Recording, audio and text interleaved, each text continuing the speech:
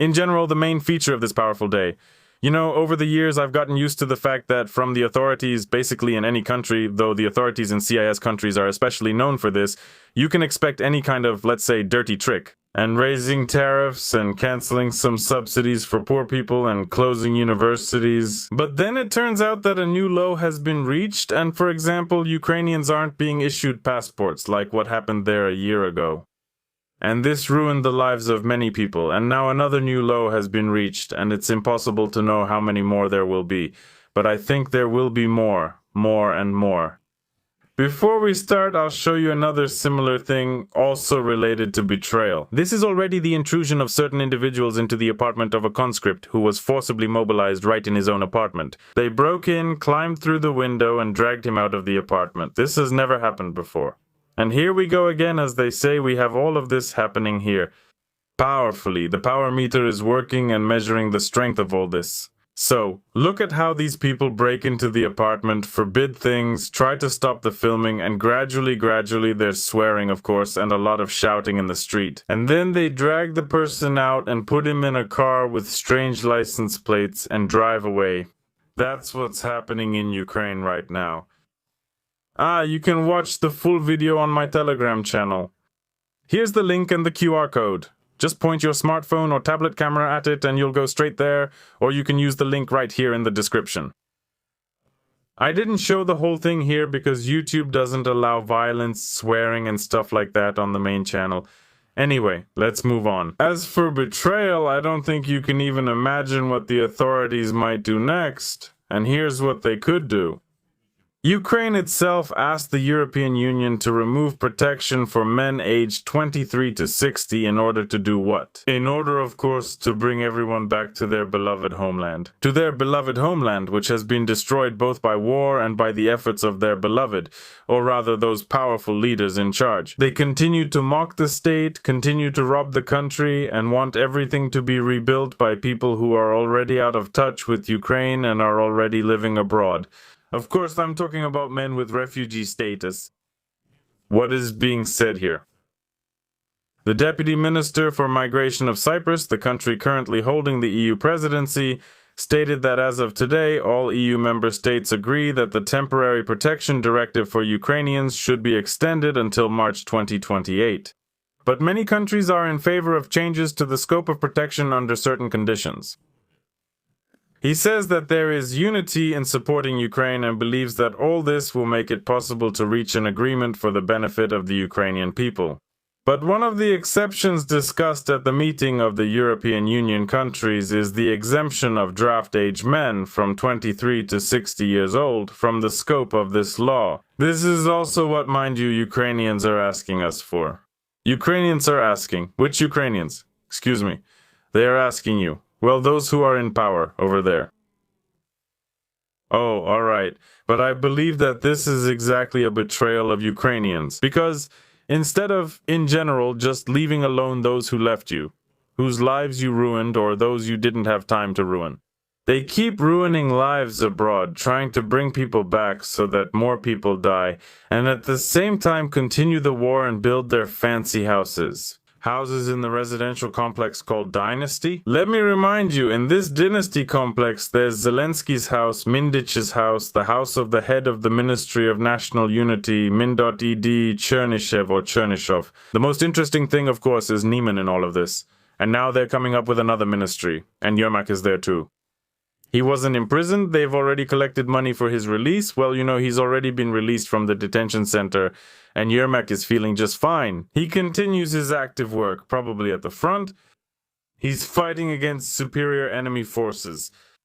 Well, in general, it's just crazy what's happening in Ukraine, and the more you watch all of this, everything that's going on, you think, how is this even possible? I often have this recurring theme in my videos, that all of us more or less used to have the same things, at least back then.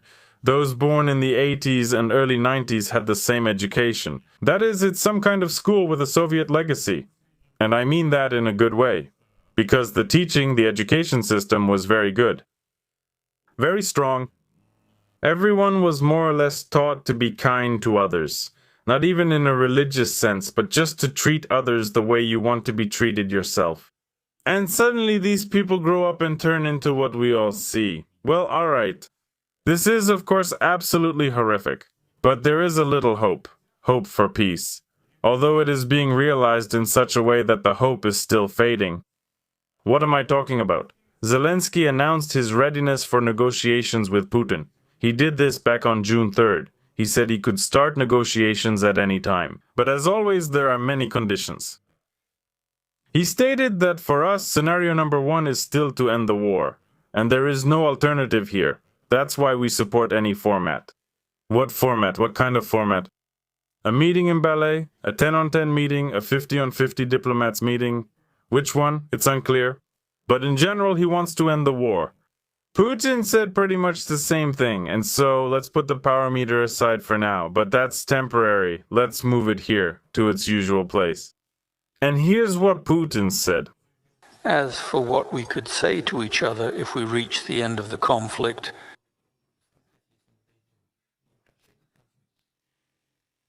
at the very least, we could and should say, thank God it's all over. For those who are tired of politics, I have another channel called Americans on the Moon. It publishes all sorts of science videos. We're also fighting obscurantism. Like all those so-called contactees who claim to know how aliens built the pyramids of Cheops using molecular destructors. There are also scientific videos. For example, the latest one was about some changes happening on the sun. Plus, I talked there about a base on the moon and a flight to Mars. There are other videos too, but overall you can get an idea of what it's all about. So subscribe. Well, I think almost everyone who has anything to do with this war would say the same, except of course for those who profit from it. For those people, thankfully, not everything is the same, and they do everything they can to keep the war going. They keep throwing in more and more dry firewood soaked in oil into the furnace of this war. But Zelensky just said he was ready for peace, and suddenly he wrote an open letter. Same thing here. It would have been better if he hadn't written anything at all. In the letter, this is from our Russian source, they say he proposed to Putin to start direct negotiations, to agree to a ceasefire and exchange prisoners on an all-for-all basis. Putin did not have the opportunity to read the contents of the letter, but he was briefed about it. Zelensky proposed to start a direct bilateral dialogue to end the conflict.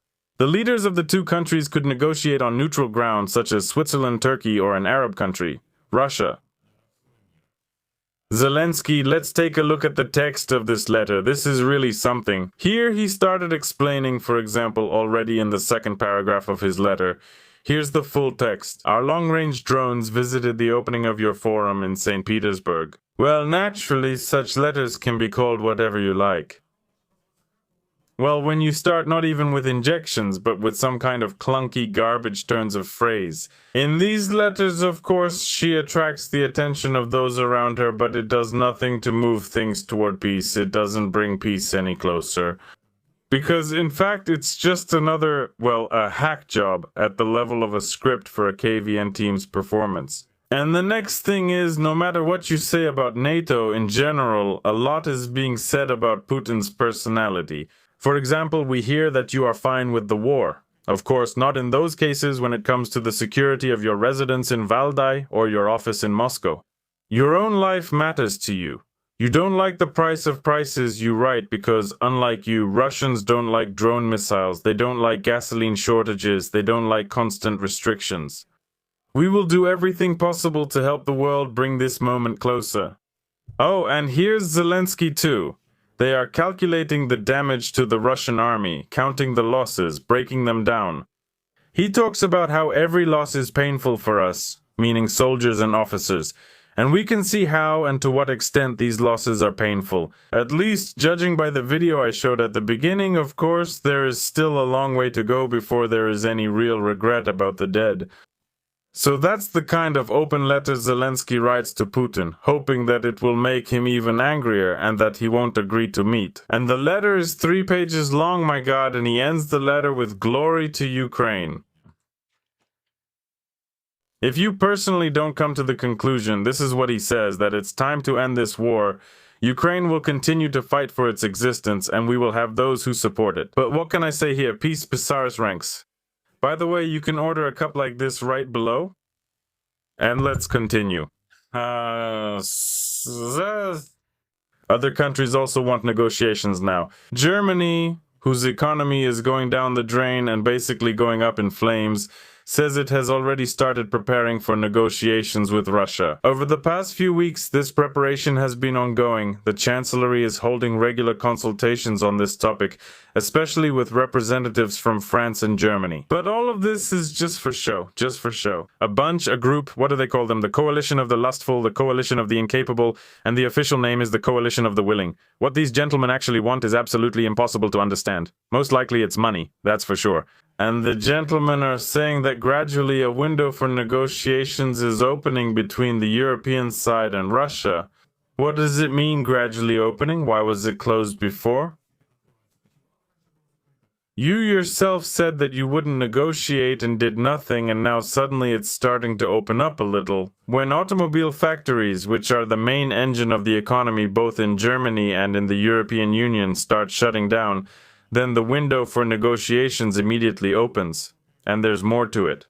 In Germany, they've already said that maybe the Nord Stream pipelines will be restarted after the war ends. That's another great window of opportunity opening up. Why didn't they repair them earlier? Why did you refuse to use the already completed gas pipelines with cheap gas? Because there's this boy and there's a horse lying in a bathtub filled with cucumbers. Nematoma. He answers, well, just in general. And that's why I think you know this boy. Like, if you know, if you don't, look it up, says the German Ministry of Foreign Affairs. Some new partner drove into the water. Full called on President Putin to start negotiations to resolve the conflict in Ukraine with Europe's participation. At the same time, it turns out there were three parties negotiating: Ukraine, Russia, and the USA. Now Europe is being added as well, and each country in Europe has its own interests, and all these countries, like a kindergarten, will start making noise at these negotiations. There will be no use from them. The more participants in the negotiations, especially when it comes to peace between two countries, the less effective it will be. And if we keep adding new ones, well, let's throw in New Zealand too, or maybe Turuandu. Ivory Coast probably has some interests as well. Let's also add a negotiation group of these powerful countries to the general one. In general, this collective of well-wishers is just wonderful, everything is going great. And how exactly are they planning to establish a solid, firm, clear peace? To paraphrase Yeltsin, yes, there won't be a clear default, but a default is coming on the eve of the day. That's what I'm saying about the CIS authorities and their actions, about how they often betray their own people. And in the end, it turns out the way it does. And that Russia and Ukraine continue military operations shelling each other. Just the other day, literally, I read that Russia hit postal warehouses, storage facilities, and retail chains. Ukraine just the other day, well, not exactly the other day, but at night, struck the corvette Boyki. To be more precise, it happened on June 3rd, the day right before the opening of the International Economic Forum. They claimed that the corvette wasn't damaged, but now there's video of all this, and it shows that it was damaged. That won't work. Here you can see, I don't really know what the different structures are called, whether it's a mast or not. But in general, a lot on the Corvette was damaged, and it obviously won't be possible to fix all this quickly. Plus, people were injured, and that's not all. And against this backdrop, we have peace negotiations going on. And apparently, there's hope that all this will lead to something. So far, it only leads to a deepening crisis in relations between the two countries and to the continuation of the war, which is still going on even now. It's 2026 now, and it all started back in 2022. But let's bring in some powerful leaders, because they're waiting, they're getting tired of waiting. I have a very interesting character here, someone who was sent to me. He's a soldier. It will affect everyone, every Ukrainian. They're picking real Rambo types now, honestly. I don't even know where they find them. Powerful soldiers. In the hall where I am, there are those who managed to dodge the whole war, to be honest. Well, I don't regret it, but they're taking these powerful, scary guys, yeah. Soldier, I thought I'd be able to dodge the whole war, to be honest. I honestly don't regret it. It's scary and frightening, that's true. Oh, that's all, what? This is our assault soldier.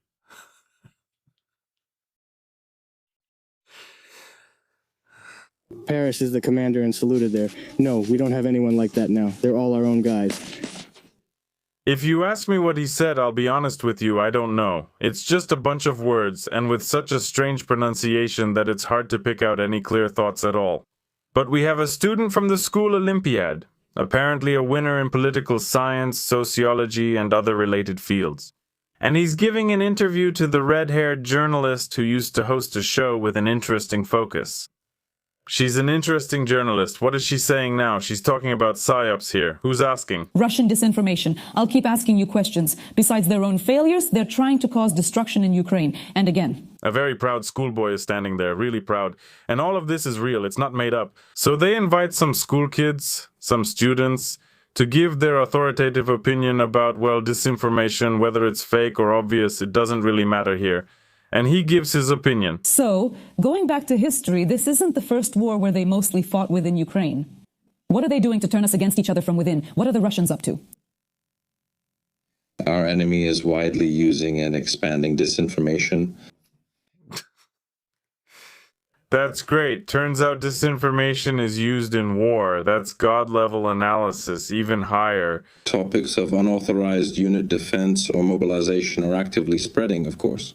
And when you, boy, turn 22, go outside and you'll see for yourself what this is all about. Information warfare and disinformation about mobilization. He means that no one is being forcibly mobilized, just like I showed in the video. Why are they breaking into people's apartments then?